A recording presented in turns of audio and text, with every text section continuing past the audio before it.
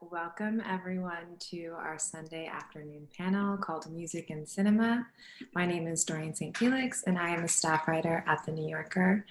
I'm incredibly excited and delighted to have with me King Britt and Fatima Al Qadiri. If you'll indulge me, I'll read their biographies. I'm sure if you're attending the conversation, you know who they are, but just in case. Fatima Al Qadiri is a Kuwaiti composer and artist based in Los Angeles. In 2019, Al Qadiri scored the debut feature film by Mati Diop, Atlantique, which won the Grand Prix at Cannes. Al Qadiri was nominated for Best Score at the César Awards. She has released music as a solo artist on Triangle, UNO, Fade to Mind, Hyperdub, and as a member of Future Brown on Warp. Al Qadiri is also a member of the Gulf-based collective GCC, whose work has been exhibited at MoMA PS1, the Berlin Biennale, and Sharjah Art Foundation. Welcome, Fatima. I'm super excited to talk with you today. Thank you. And we have King Britt, Pew Fellowship recipient, King James Britt, his real name, by the way, everyone, is a 30-plus year producer, composer, and performer in electronic music. His position as assistant teaching professor in computer music carries a unique perspective, bringing a nonlinear approach and knowledge to the department by focusing on various modern forms of electronic music pedagogy, while continuing to be an active force in the music industry. As a composer and producer, his practice has led to collaborations with the likes of De La Soul, Alarm Will Sound Orchestra, Saul Williams, director Michael Mann for Miami Vice, and many others, as well as being called for remixes from an eclectic list of giants, including Meredith Monk, Solange, Calvin Harris, most recently collaborating with MacArthur Fellow Tyshawn Sorey for an upcoming album project. In his role as performer, he has traveled globally, playing thousands of venues and festivals, including Afropunk, Berghain, Moogfest, the Guess Who Festival, and The Kitchen. King was also the original DJ for the Grammy Award-winning Diggable Planets. Blacktronica, Afrofuturism and Electronic Music is a new UCSD lecture course created by King, researching and honoring the people of color who have pioneered groundbreaking genres within the electronic music landscape. Genres span from Chicago house, Detroit techno, and drum and bass music. Using his position in the industry, the class has been attended by many, including Questlove, Julian Priester, and Goldie. Again, thank you everyone for coming. This panel has been produced by BlackStar for the 2021 Sundance Film Festival's Beyond Film program. And so, yeah, we're going to be for an hour talking about film scoring. And I hope that our conversation can be curious, a little antic, and exploratory of this subject, which to many might seem mysterious. A score is a difficult composition. It performs a diegetic work that may seem to the viewer, who is processing so much sensual information in the watching of the film, it may seem to that viewer to be intangible. A film score can enhance and accompany the beats of a narrative, or it can challenge them. A score can dissolve into the atmosphere of a piece, or it can create it. A score, listened apart from the movie, can summon memories of the action and transport the listener back to the experience of watching the film in full. Fatima and King, I'm hoping that we can start off our conversation by talking about biography. And so what I think is super interesting about you two being paired together for this conversation is that scoring is just one part of your multivalent careers. There are some people who might not even know that you've worked on scores for both filmic projects and commercials. So would you mind telling us about your first film compositions and how that approach differed from the way that you tend to make music in your primary careers as musicians? Do you want to go first, King? All right, I'll go first. So, my first official foray into movie scoring and soundtracks was I got a call from Michael Mann when they were working on Miami Vice. And first I thought it was a practical joke. you know, because I grew up listening to watching Miami Vice on television, right? So the last thing on my mind was like getting a call to work on the score. And so what happened, RZA was doing the score and he bailed out, or they had a falling out or something. And then um, John Murphy was doing the main score, but they needed a team to do underscoring. And so they had Organized Noise, they had myself, and also James Poyser from Philly, who's with The Roots. He also worked on some of the underscore. And so that was my first foray into it. And how he heard about me was through the music supervisor, Vicky Hyatt, who's amazing. And she was a big fan of this album called King Britt Presents Sister Gertrude Morgan. Michael heard it and loved it, and he thought there were a lot of scenes in the film that would go well with, or that sound. And so he flew us out, me and my friend Tim Motzer, who plays guitar, amazing as well. And we sat with Michael Mann, and I was like, oh snap, I can't believe this is happening. And then he played us a few scenes where he kind of used some of my other tracks as like placement holders, and he's like, could you recreate this vibe for these scenes? And it was like 3 scenes. I was like, yeah, and I had never done. I was like, yeah, whatever.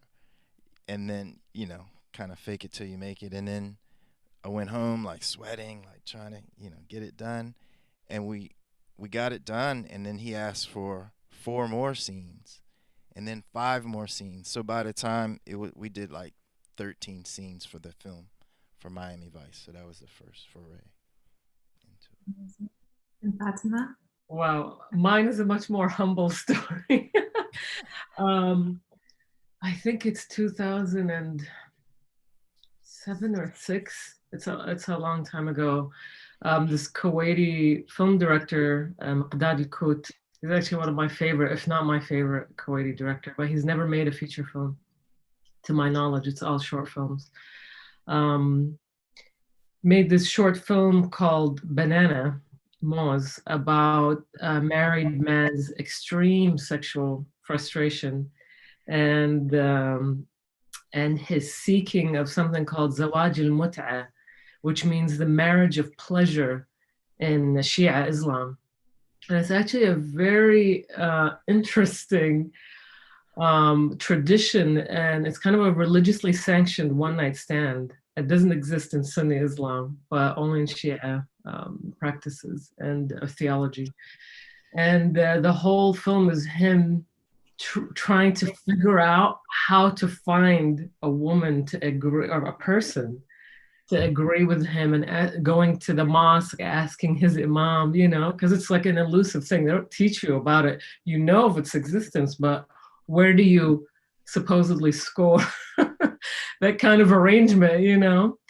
And I had a pre-existing track, so it wasn't necessarily, I didn't actually write music to the screen. I just gave him this track that became the theme, and it was just like a very melancholic and very minimalist melody that played throughout. And the next thing was Atlantics, so the gap between is very big.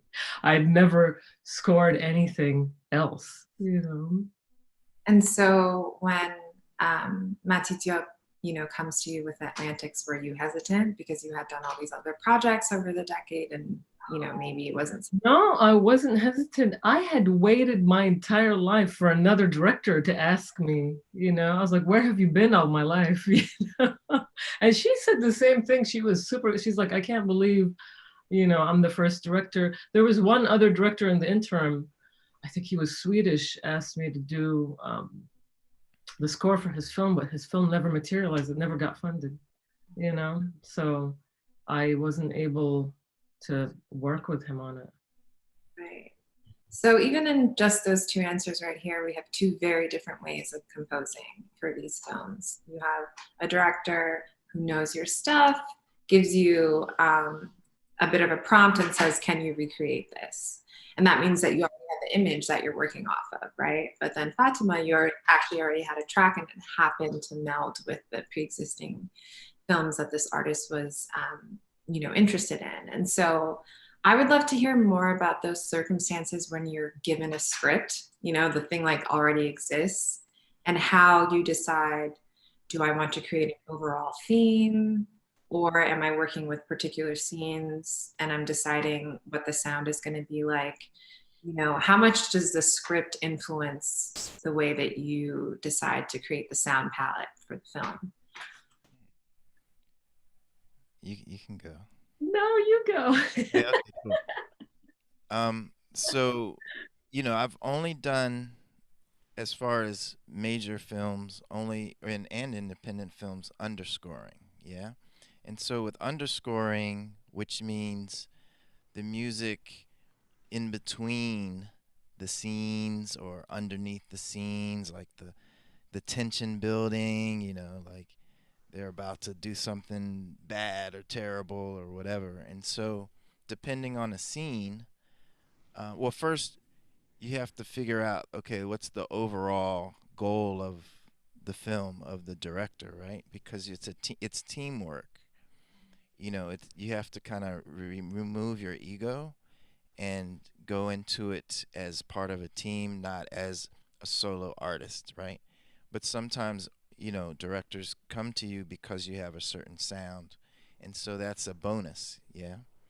But, you have to think about the overall film and what they're trying to achieve, and then how do you bring your uniqueness to these scenes, even though they're underneath, like, but it could be sound design. And I'm really into sound design, so I'm always going to create some sort of sounds that you probably never heard, or I try to anyway, and then put that in a kind of musical context that would fit with the scene.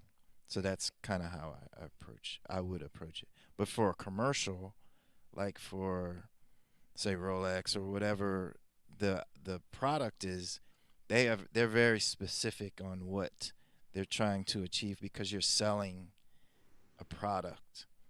And so there's certain sounds that you can use, you can't use, depending on who the director is. Yeah, that's it.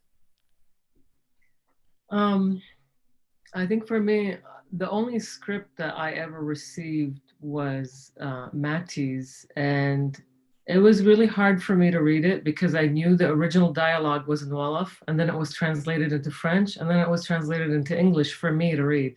So I knew this was a three-tier translation, so I felt it really removed from the source. And but I knew there was something there, not because of the script, but because of Matty. When I met her before I got the script, and she had, when you meet people that have so much dignity in their presence, like, oh, damn, this person is somebody.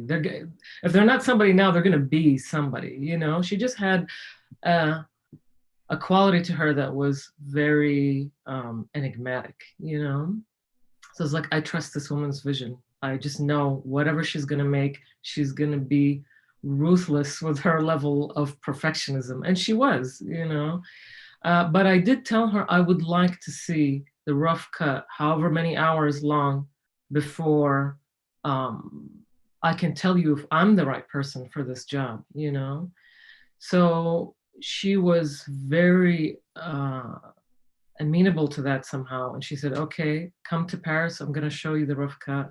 And when I saw it, it was 3 hours long, the original one. And I was just like, I'm in. As soon as I saw that scene with Suleiman on the truck looking at the sea, I was like, I'm in. This is it. So I have only ever I also know myself, I would compose to the scene. I think the idea of a lot of composers have different ways. They'll go record with an orchestra or with a band or by themselves months before. But I think I'm the kind of person who likes to compose straight to scene. The scene is there, I'm watching it, and the keyboard is next to me, Could I add to that? I completely agree with composing to the scene. like after creating a palette of sounds, then I would try to use those sounds according to the scene. But if you think about Blade Runner and Vangelis and how he scored that, it was all improv.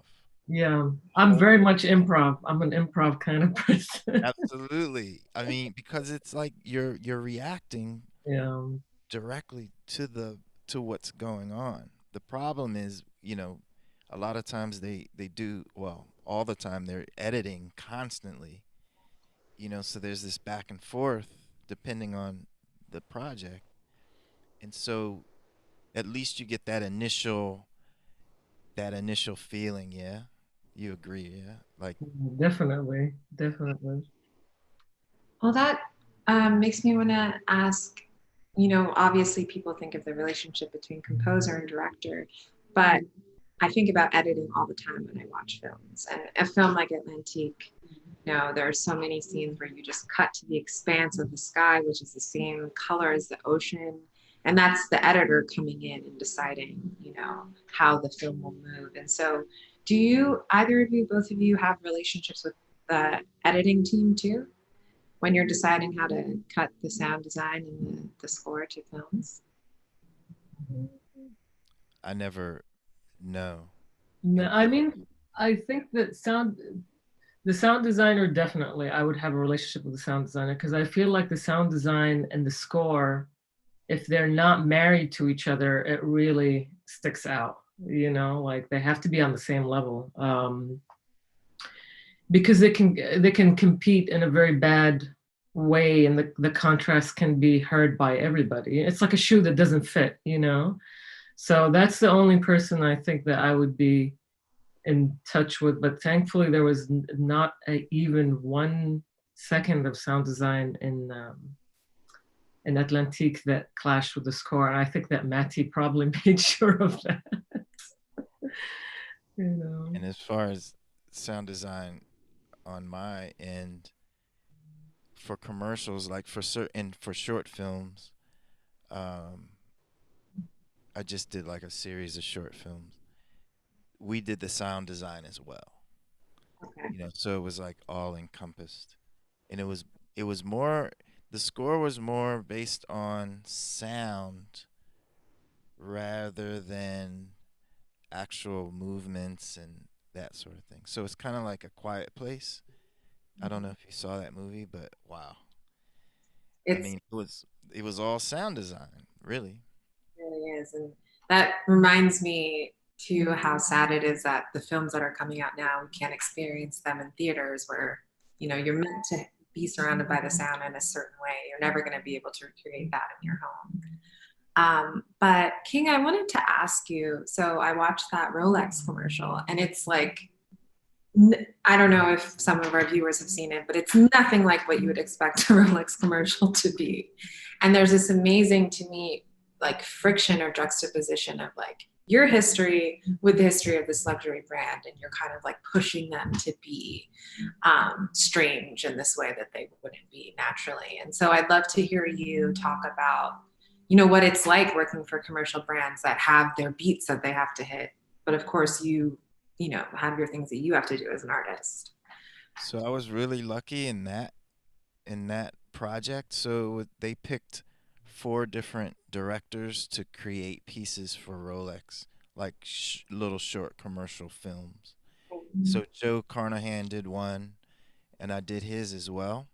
But that was more just kind of straight up beats, and it was a guy in a car and going to see this woman who was at a gas station. Like, so there wasn't any. It was more straightforward. But the Michael Mann one was the one, right? That was probably the one you saw, right?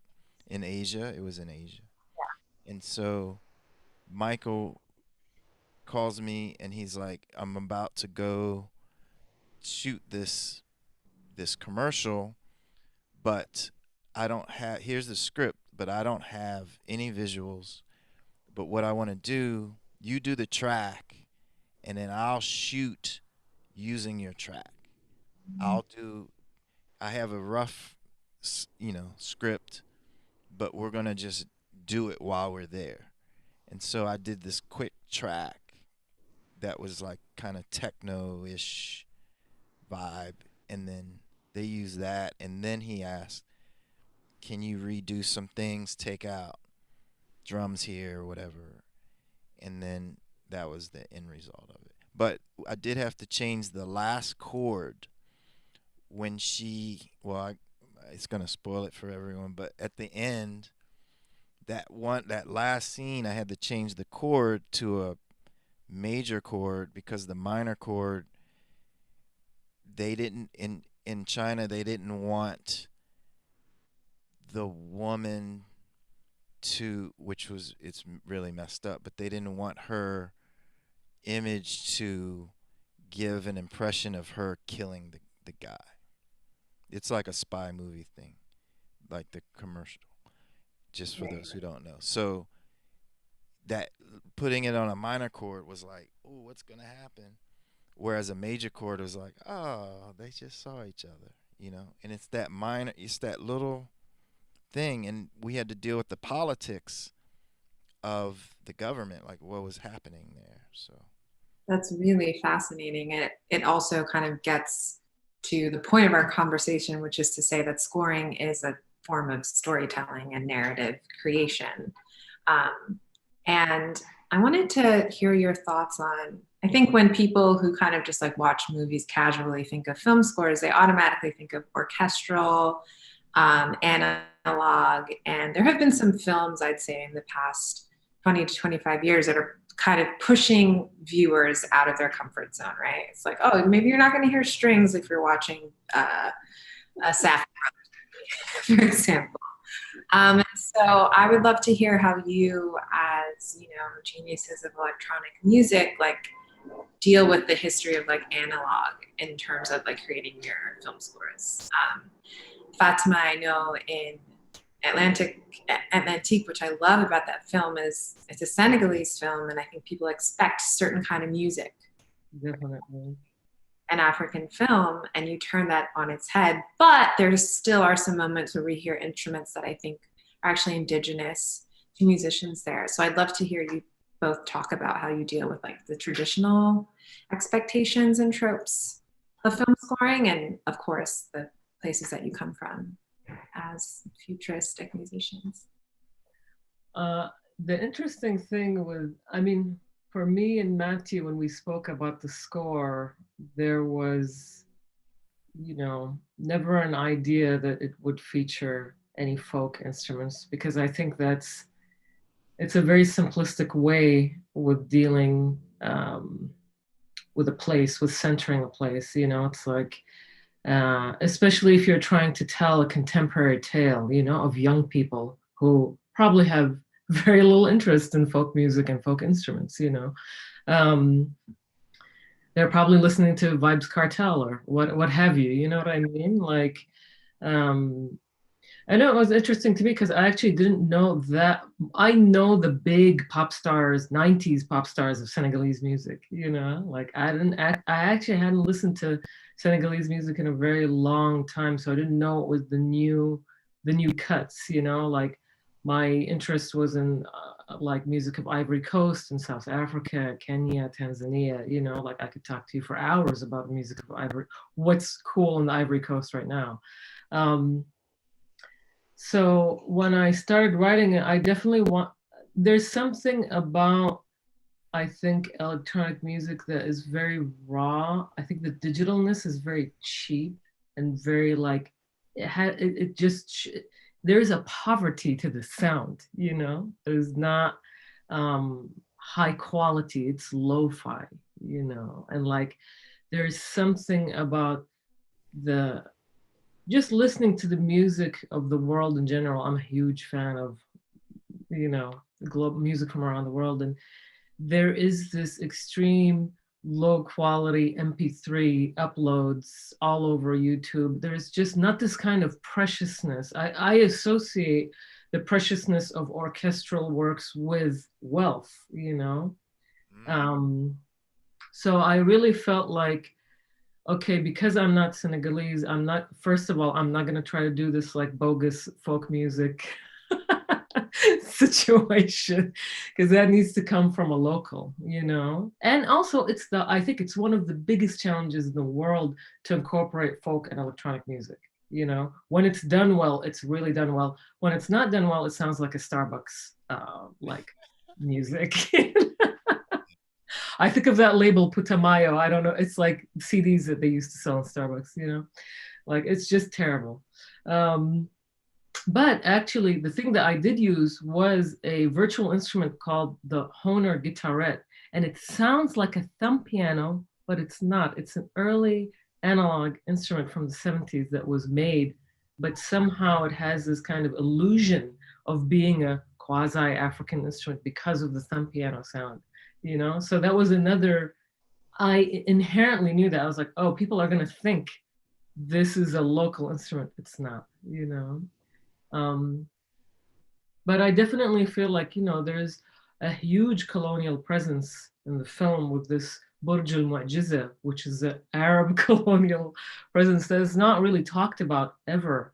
I think not enough to my liking, of all the different Asian, Western Asian and Eastern Asian colonial like presences in all over the African continent, not just in West Africa, So, yeah, sorry, I'm like rambling now.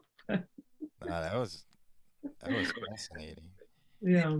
I look at this balance between tradition and electronic in a special way, just because of past productions that I've worked on, like, and also always paying homage to legacies and that sort of thing. But the beautiful thing about electronic music, okay, there's two parts of electronic music. You have digital, like you were saying, Fatima, which it's kind of has this lo-fi thing, but then you also have the analog Moogs, and like I have these keyboards, and I love that sound of warm analog from the 70s, Herbie Hancock, all of this stuff.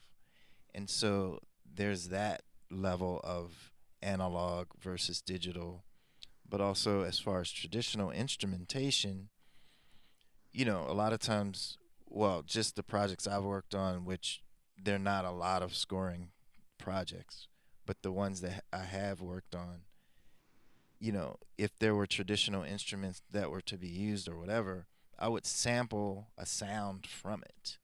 And so you take one note and then create a sound palette around that tradition, but you're adding you're bringing it into the future. Like, what will it sound like if you augment it, alter it? So you still have remnants of the past, but you're actually time traveling, you're moving it into the future, the sound. And so with that process, you might come up with something you never would expect, but it's also drenched in the tradition. But then when Fatima said about the colonial infiltration of the tradition, that's a way to deconstruct the colonial ideas, is to take samples and then deconstruct and then reconstruct it in your way. I think that's a kind of hidden way to fight colonialism in the sound. Right. And if you don't mind me prompting you to talk more about deconstruction, I know there was a project that you did with BlackStar in 2014. It was an improvisational performance where you were working with the artist Doreen St, and he deconstructed this classic of camp sci-fi film, A Brother from Another Planet, starring Joe Morton. If you guys don't know who Joe Morton is, I'm sure everyone does. He was Olivia's dad on Scandal. In the 80s, he did this like movie where he's an alien dropped down to Earth, and it's, the movie is like a metaphor for American Blackness in particular. And so if you could talk us through, that's like an inverted scoring, right? The thing already existed, and then it was deconstructed and reconstructed with your palette in mind. So yeah. Yeah, like so that film. Well, thank you for bringing that up. That film, I forgot. Like that is like a powerful. That was a really powerful moment for all of us as a unit. We've always loved that film. I mean, I grew up watching this film and relating to this film in a way, like in certain spaces. Going to predominantly white schools as a young kid, and just kind of feeling out of place sometimes, even in the neighborhood I grew up in, because I like the Smiths or Depeche Mode, and everyone else was listening to more funk and soul, which I was rebelling against that, even though I love that, of course. Don't get me wrong, but at that time, I'm trying to find my own identity. So, regardless of all that, the movie meant a lot to us. But we thought for Black Star, we wanted to bring something different to the table. And the whole idea of improvisation and technology, we were able to take all of these scenes from the movie and cut them into pieces as if we would do with samples with music. And then he was reconstructing it live in real time, and then we were scoring it live in real time. And so this back and forth, visually and sonically, it was crazy. And so we had to think about what kind of instrumentation we would have. So I'm like, we need live bass, modular synth, samplers, and keyboards. So we had proper musicians, but then we had our sound design as well. And we just went for it. There was no plan, there was no rehearsal, but I knew everyone in we weren't a band, but we've all played together before, so I knew it was going to be magic. It was kind of like this trust, like Fatima has the trust with the director. You just knew it was going to be great, right? And she knew you were going to be great for the project. So when curating who was going to play for the Black Star, we just knew some magic was going to happen, but we just didn't know what it was going to be. And the end result was like, wow, it was cool. Did you like it? Yes. Yeah, cool. It was- I was so hype. I was just like, oh my God, like this is sometimes I feel like I don't know, it was just like a film that not very many people know about or even have ways of accessing. And it was like wonderful to see it like resurrected within the context of it felt very personal. It felt like someone's biography was being imprinted on a pre-existing art piece. And that also moves me to ask Fatima, when I first saw Antique, which I think I've seen that film like 8 times. To me, it's one of the best films like It's amazing. century for sure. Um, and I saw your name in the credits, and I was like, that doesn't sound like her music. And it amazed me because it made me curious about, I guess this question is more emotional or psychological, but how do you compartmentalize what you might be doing in your personal career at any given moment and serving this film, which might need something very different from you? And so I think both of you could speak to this, what it's like to be in service of something that's like not yours in a way, while also, of course, working on your like very personal work. I think because it was my first like real scoring job, I had never scored anything before in my life, technically speaking. And Matty happens to be a big music nerd, like she knows her shit. She DJs, she was a sound editor for a performance group in France. So she is knowledgeable and in love with music. And I think that makes a big difference between a director who doesn't necessarily care or is seeing music as essentially filler, And I always think of music as a lead actor. This is one of your leads. If they're not married, you can see if this is a failed marriage. You can hear it. So, because you see a lot of, I've seen so many good movies with bad scores. It's rare that it's a good movie, a bad movie with a good score. That is very rare. But the opposite is extremely common, where it's just like, you know, and this goes back to speaking about the orchestral notion of, you know, when people think of scores, they think of orchestral stuff. So much orchestral stuff sounds like McDonald's. It's nothing. What is the meat? What is the bun made of? You know, it's like it goes in one ear, comes out the other. It's utterly forgettable. So when she started working with me, the very first thing she said is that I need your music not to overwhelm the characters on the screen. You know, you need to pull it back. You need to think of their vulnerability. You need to make this music way more vulnerable, you know? So I just kept taking away layers and layers and layers until I got there. And she really directed me in a place I would never go to, you know, to make music. I had made 1 or 2 or 3 tracks, but there was always this kind of like very like some maximalness would come back into the track, you know, to overwhelm it. So for her to just let me go in this extremely minimal direction, it's all because of her, you know, like I followed her direction. So I have a lot to thank her for, because I would have not really discovered that side of my, you know, skill or whatever, or writing style, if had it not been, you know, under her very, very precise direction. Right. And just to kind of play off of what Fatima just said, Michael Mann, similar to your director, you know, he's known for, I mean, Miami Vice back in the day broke all the 80s music. I mean, you know, but that was him. You know, he is such a curator of sound and music. And so when he chose the different people to work on the underscore to support the score, he already knew what we could bring to the table. And he really didn't say, don't do that. You know, he would just say, well, maybe take out this. So more like a subtraction. The whole idea of the maximalist sonics coming back. I think that's because we're producers, right? And we work alone a lot.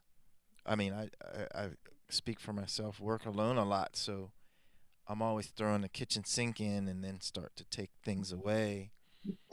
And, you know, it just, you need that extra ear, that extra person to kind of say, hey, chill, you know. Right. What I love about both of your work is how against literalism it is. Um, Fatima, when you were mentioning movies with bad scores, I'm thinking of a certain film that came out a couple of months ago, right around Christmas time, and it was a period piece set in the 80s, and there was no 80s music in it. I don't know, it's very small. Oh. Perhaps people have seen it. But it was one of those things where, you know, even the most casual viewer who's not really thinking about score in an active way when they're watching the film notices the absence and notices. I think that's the thing with scoring. It's like sometimes when it's best, the viewer doesn't notice it at the first time because it's been completely melted into the action of the film. But when it's like not speaking the same language, it's like almost alarming, and it takes you out of, you know. There's one horrible film, but the music, I mean, the music became so big, it's a cult. It created a cult around the film. And Micah Levi did the score, and it's called Under the Skin. Oh my God. You think I love that movie.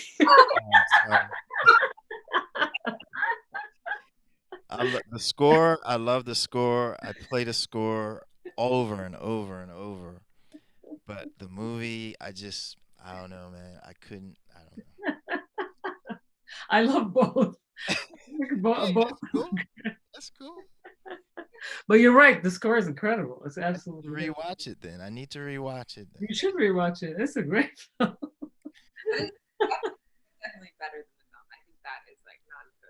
as a secret under the skin fan as well. Yeah, Micah Levi just came with it, and Jackie too. The movie Jackie. When you talk about orchestral, Yeah. it's very orchestral, but the way she bends strings, the way she puts things together, or way they put things together, wow.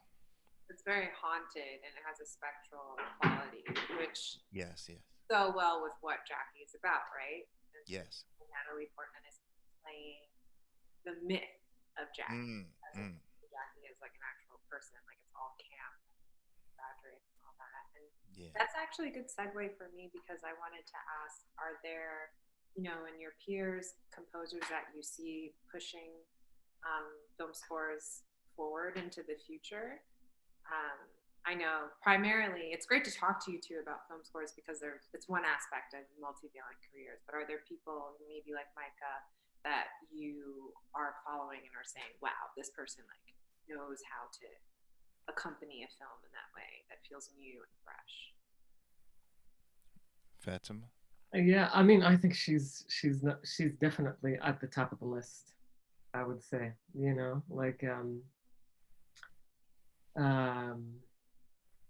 yeah, I really think that she's peerless in that way that whenever I listen to her scores, I'm like, how did she do this? Like the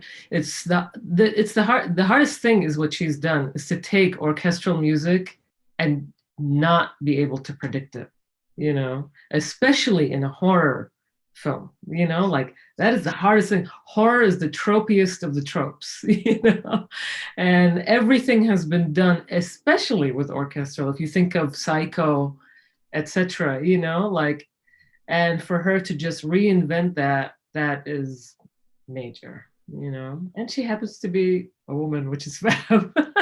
Oh, Like, absolutely. that's extra points in my eyes. Also do, I think most recently Micah did the score for Mangrove. I don't know if you've seen. Didn't see it yet. No, I haven't seen it yet, but I definitely would like to, for sure. Um, well, there's two things. So there are lots of influences, but the most recent, which rest in peace, is Johan Johannesson Mm-hmm. and the movie Arrival. Oh And so, yeah. Oh, Robert Akey Lowe, who is a friend, but also his voice is throughout the whole film. He was friends with Johan Johannesson, and to hear his voice, the way it was used, especially kind of as a counter to the alien voice sound that they created, just anything this guy Johan was doing was just pushing sonics, right? But I just know the story, like Robert had recorded something on an iPhone, and because he wanted Robert on in the score, and he was busy. Something happened, so he sent him the iPhone recording, and that's the recording you hear. So, you know, you by any means necessary to get the project done, that's how you do it. And in that process, non-conventional, non-linear ways of doing things start to happen, and which also creates a different sonic palette. So to record on your iPhone is very kind of thin, and but it worked perfect in that film. But yeah, and whoever did uh, Quiet Place, I mean, they killed it. But I had a question for Fatima actually. So Yawa Procession from you know from your album, from the score, like I listened to it over and over on repeat. I mean, I love all your stuff, so I have everything. But I just had it on repeat trying to figure this out. You talk about Micah trying to figure hers out. I'm trying to figure yours out, man. It's really interesting because this track is from, it was originally, when Matty started filming, she said, give me a folder of unreleased music. I was like, great. So I sent her stuff from as early as like 2006, Mm. 2005, up until It was 2018 or 2017 at the time. So I sent it to her, and there was this track, and it's the intro of the track. And when she showed me the rough cut, which contained temp, for that scene, she herself had edited the intro of the track. And before she showed it to me, she's like, please, I did something to your music. Please don't be angry with me. She was terrified. And when I watched it, I was, it's a very simple edit. She just looped the intro. That's it. She looped the intro. That's all she did. So the drop never landed, And I was like, oh, it's cool. We just did a little loop. It's fat, whatever. I was very touched by her fear. But yeah, it was made. This is the thing. It's like the entire soundtrack of Atlantics was made on a MacBook and a controller keyboard. That's what I'm talking. This is the thing about this. Is going back to the lo-fi thing. This is what I want to say to all aspiring composers, and this is the beauty of cheap digital music, is that if I can do it, you can. The means are available. You don't have to have access to an orchestra or whatever. It's like someone just has to believe in the music, regardless who's performing it, what it's coming out of. It's like I started making music on cracked software in college, So the first time I ever had access to a studio was when our BMA invited me to their studio. I'd never recorded anything in a professional studio. I was a bedroom composer, I hope my students are watching. I hope they're watching. You're hearing her say it right now. That's what I keep saying. Like, oh man, like the technology we have in our laptops, the Beatles wish they had. Yeah. Even though they created things, but I wouldn't be sitting here if this digital revolution didn't happen to music making, Yes. Mm-hmm. I've been thinking about bedroom compositions as kind of like the analog to, you can make a movie on your iPhone, right? Yeah. There's always been the way people say that. There are a lot of caveats with that, but like it's not true with composing music. You actually, in some ways, have an advantage by just using what you have, in your immediate vicinity. And it makes me think about, the tragic death of Sophie, who was an artist who didn't use much to make the music that she did, and yet reinvented and then invented subgenres of the preeminent idiom of American music. So I hope if there are people watching, just to echo what you both are saying, that they don't feel that, this is what decolonizing music making is about. It's that you have the tools in front of you, and with those few things you can create a universe. And also with Sophie, and one of my favorite composers is Arca, or producers. Both of them, the way they manipulate sound, but in a pop context, is extremely, that is really powerful. And you couldn't really do that without the laptop. No. It's like there's sounds that you've never heard before. It's like, holy, what is going on?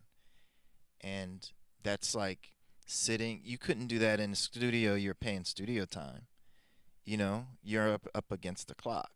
But if you're at home and it's raining out, or it's 12 inches of snow and you're going to deconstruct these sounds and create another world. And I just want to, as a fan, just to thank you both for your work in decolonizing the dance floor, as some people might say. Thank you. To think of, there was that horrible period 10 years ago where everyone thought electronic music was just like European Swedes, and they were all white and they were but you're seeing more and more people who aren't like digital heads kind of learning about the history that had been buried and feeling liberated by that knowledge. And so I think you both have been tremendous, and not only creating pleasurable experiences for listeners, but also in dispensing education. So thank you from a listener and a fan. So since the hour is winding down, I wanted to ask, are there any more questions that you, or things that you might want to wrap about? I know you two have a hyperdub connection. Oh yeah. Yeah. Yeah, we both did albums on the great label out of England, Hyperdub. Shout out to Code 9 if you're watching. But yeah, like that label is a perfect example of pushing sonics. Like there's no label like It really is. Hyperdub, you know? It's and he takes chances on things that you would never think of, you know, like sounds. And just speaking for myself, like he approached me like I had put up something under this moniker Floston Paradigm, which is actually was inspired by The Fifth Element, the movie. And so it was kind of like starting to rescore The Fifth Element. And then one track he like flipped out over. He's like, "Would you do an album?" I'm like, "Yeah, cool." And now that's like one of my favorite projects of all time. And then Fatima's first album. Well, I don't know if that was your first. No, that was my first. Okay, yo. It sounds like a movie too. To me, it sounds like traveling migration. I mean, Absolutely. that goes back to the narrative-driven comment that you made. Like, I think all my music is narrative-driven. I don't think I've ever made anything I always think my mom's a storyteller. She's a writer. She's written many, many short stories, and there's a Shahrazad quality to her. Like.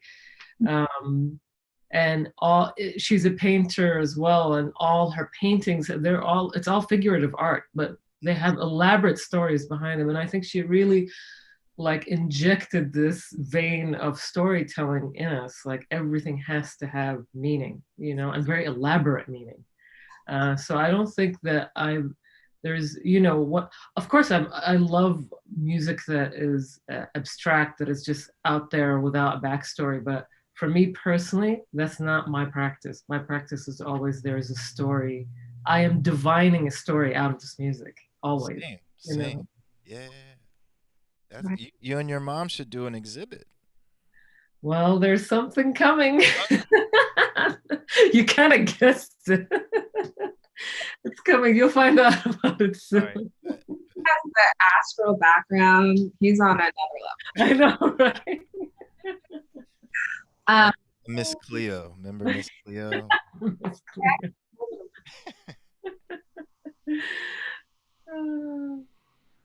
And so we have 5 minutes left. So I'm going to ask our questions from the audience. And the first one is from Fatima. Was your approach to making Brut similar to the scoring of a moment or sequence? And this person says that this album plays in their head. No, it was actually very, very different.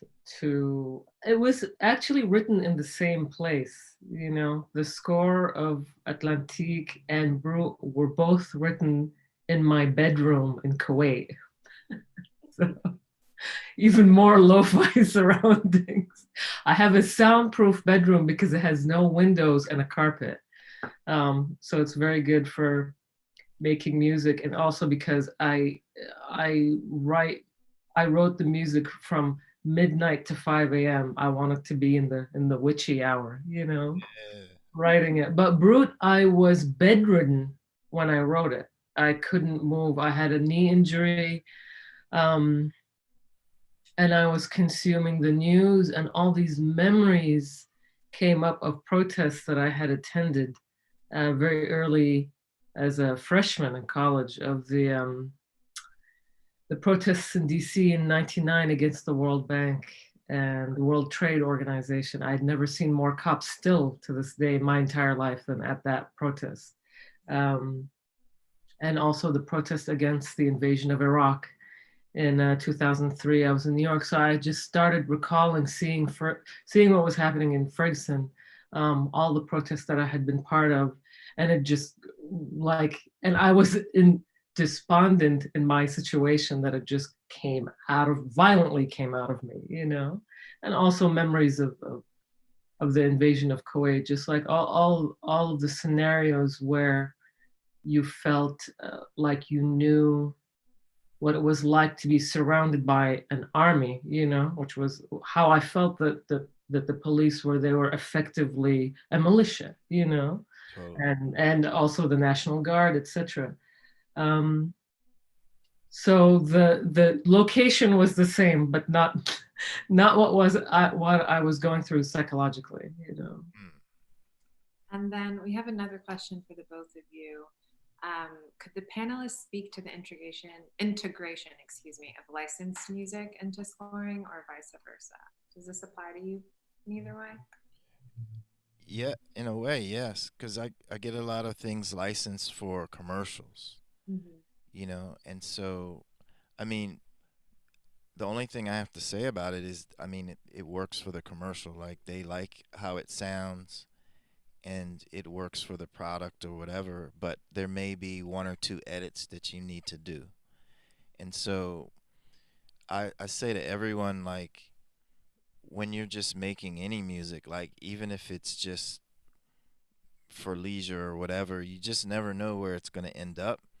So you might want to save it and double save it, like do a backup and have all your parts, because if John Williams calls and says, "Yo, I love that song you did in 1993 or whatever," and I don't have the parts to it, probably can't use it, you know. So I just say, kind of just be as organized as possible when it comes to whenever you're making music. That's just my opinion, but some people don't care about that stuff. So